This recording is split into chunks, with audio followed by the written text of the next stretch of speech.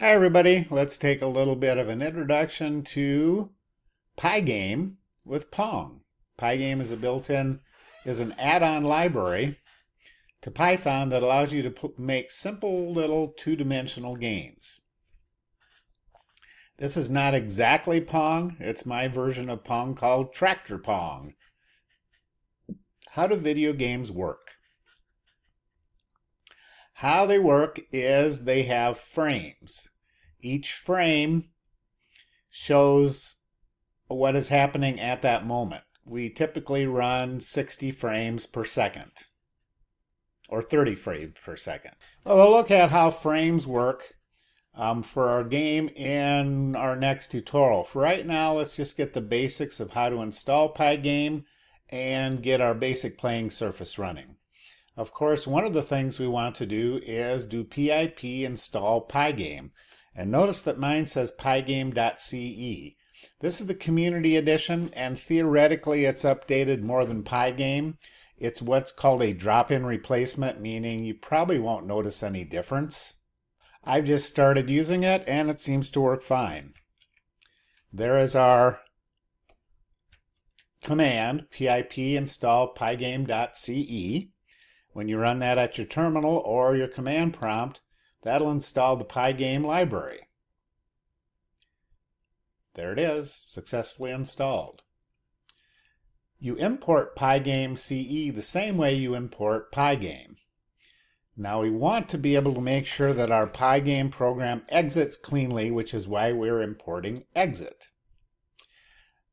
Since my college, WNCC, their mascot is the Cougars, one of our colors is Cougar Gold, and this is the RGB constant for Cougar Gold: red, green, blue. And when you do RGB, you have a possible color of 0, which is lack of color, and we have 255 is the highest one we can go to. So 0 would be white, 255 would be black, or 254.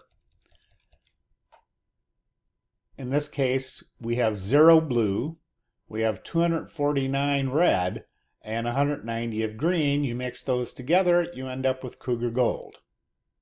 You can have whatever color you want.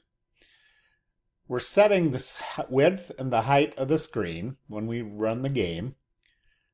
So that's 525 pixels, and let me run the program real quick, because one of the things that we want to remember is that we're using Cartesian coordinates, which is x and y. So x goes this way, y goes this way. In our case, with games, almost all games, 0, 0 starts up here. If we have 0, 100, it might be over here. And since we're going down, this is going to be negative. We've set the height and width of our game. Then we have to initialize the PyGame module and get it ready to do something. We next create a game surface, something to draw on. And that's what this is.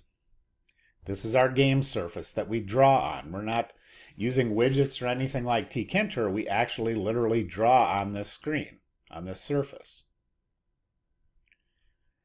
We've set a caption for the top of the program.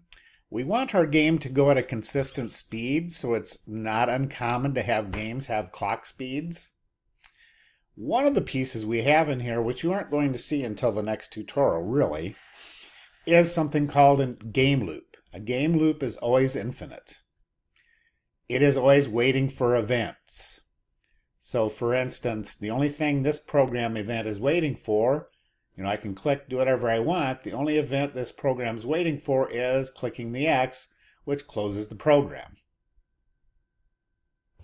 If event type equals pygame.quit, which means I'm clicking the X in the corner, then we quit PyGame and we exit Python. So for every event, as PyGame is looping through, we get each event and decide what to do with it. We only do something if the event type is pygame.quit. There's a lot of built-in events into PyGame that we can capture. At this point, we've set up our loop, our game loop. It goes forever.